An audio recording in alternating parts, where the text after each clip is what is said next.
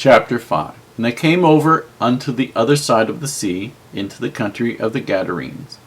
And when he was come out of the ship, immediately there met him out of the tombs a man with an unclean spirit, who had his dwelling among the tombs, and no man could bind him, no, not with chains, because that he had been oft bound with fetters and chains, and the chains had been plucked asunder by him, and the fetters broken in pieces, neither could any man tame him. And always, night and day, he was in the mountains and in the tombs, crying and cutting himself with stones. But when he saw Jesus afar off, he ran and worshipped him, and cried with a loud voice, and said, What have I to do with thee, Jesus, thou Son of the Most High God? I adjure thee by God, that thou torment me not. For he said unto him, Come out of the man, thou unclean spirit. And he asked him, What is thy name? And he answered, saying, My name is Legion, for we are many. And he besought him that he would not send them away out of the country. Now there was nigh unto the mountains a great herd of swine feeding. And all the devils besought him, saying, Send us into the swine, that we may enter into them. And forthwith Jesus gave them leave, and the unclean spirits went out and entered into the swine. And the herd ran violently down a steep place into the sea, for there were about 2,000, and were choked in the sea. And they that fed the swine fled, and told it in the city and in the country. And they went out to see what it was that was done. And they came to Jesus, and see him that was possessed with the devil, and had the legion, sitting and clothed, and in his right mind, and they were afraid. And they that saw it told them how it befell to him that was possessed with the devil, and also concerning the swine. And they began to pray him to depart out of their coasts. And when he was come into the ship, he that had been possessed with the devil prayed that he might be with him. Howbeit Jesus suffered him not, but saith unto him, Go home to thy friends, and tell them how great things the Lord hath done for thee, and hath had compassion on thee. And he departed, and began to publish in Decapolis how great things Jesus had done for him, and all men did marvel. And when Jesus had passed over again by ship unto the other side, much people gathered unto him, and he was nigh unto the sea. And behold, there cometh one of the rulers of the synagogue, Jairus by name. And when he saw him, he fell at his feet, and besought him greatly, saying, My little daughter lieth at the point of death. I pray thee, come and lay thy hands on her, that she may be healed, and she may live. And Jesus went with him, and much people followed him, and thronged him. And a certain woman which had an issue of blood 12 years, and had suffered many things of many physicians, and had spent all that she had, and was nothing bettered, but rather grew worse, when she had heard of Jesus, came in the press behind, and touched his garment. For she said, If I may touch but his clothes, I shall be whole. And straightway the fountain of her blood was dried up, and she felt in her body that she was healed of that plague. And Jesus, immediately knowing in himself that virtue had gone out of him, turned him about in the press, and said, Who touched my clothes? And his disciples said unto him, Thou seest the multitude thronging thee, and sayest thou, Who touched me? And he looked round about to see her that had done this thing. But the woman, fearing and trembling, knowing what was done in her, came and fell down before him, and told him all the truth. And he said unto her, Daughter, thy faith hath made thee whole.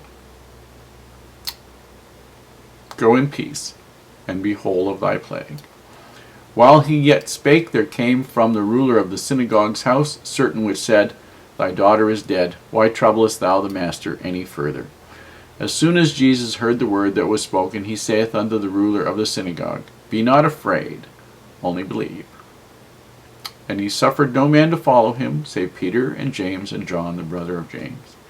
And he cometh to the house of the ruler of the synagogue, and seeth the tumult, and them that wept and wailed greatly. And when he was come in, he saith unto them, Why make ye this ado and weep?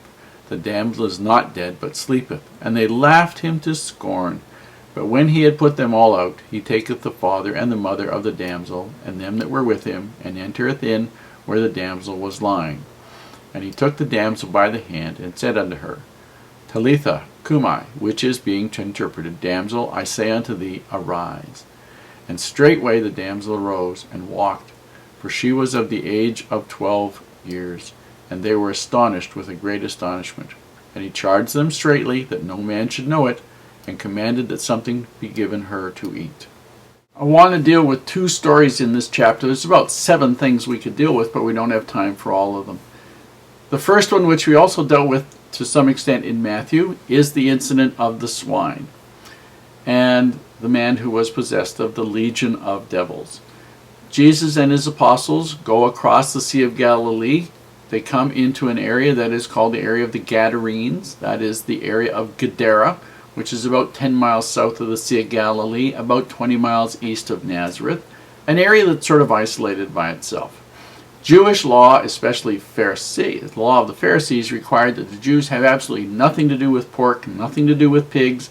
They don't raise them, they don't eat them, they don't do anything with pigs, period, at all, ever.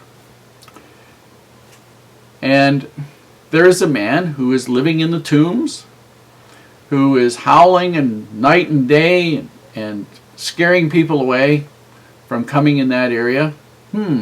Interesting that there are people raising pigs in that area. They have people who are feeding the pigs.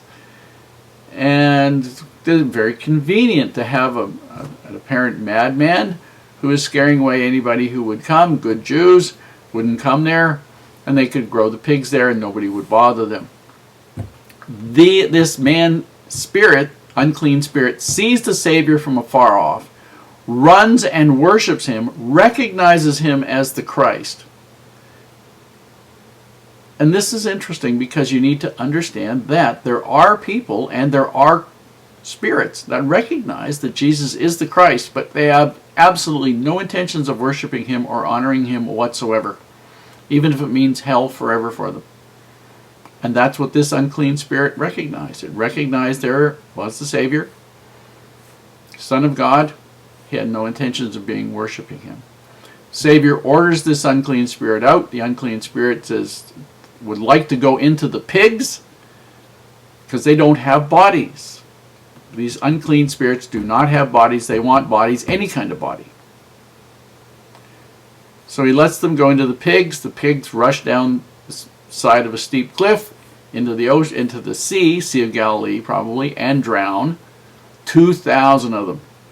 The people who feed the pigs run to the city where the owners of the pigs are living, and the owners of the pigs come back, and they ask Jesus, and they see the man who had been formerly their guard, their protector for this pig operation, now in his right mind, dressed, sitting, calm, in his right mind, beside the Savior, and they ask the Savior, would you please leave?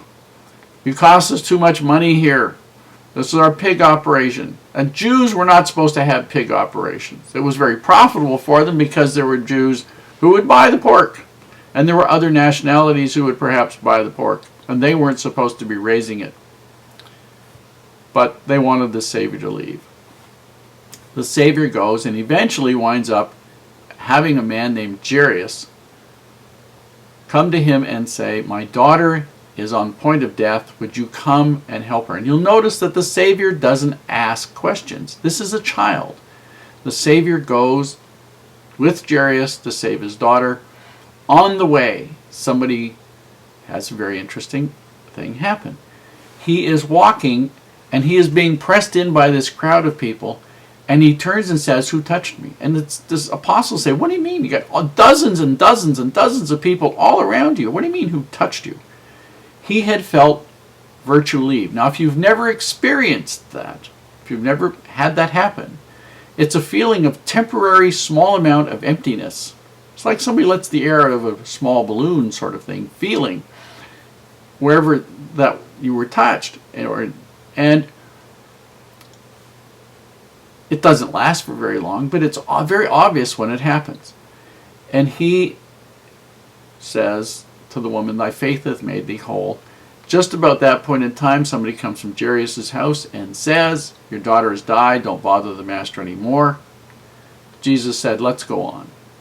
They get to the house. There are professional mourners making all kinds of noise. Jesus says, she isn't dead, she's just sleeping. Get the mourners out of here. He raises her up and gives her something to eat. Jairus is pleased. The Lord gave every bit of service in every circumstance where he could at all times. That's what we're supposed to do too.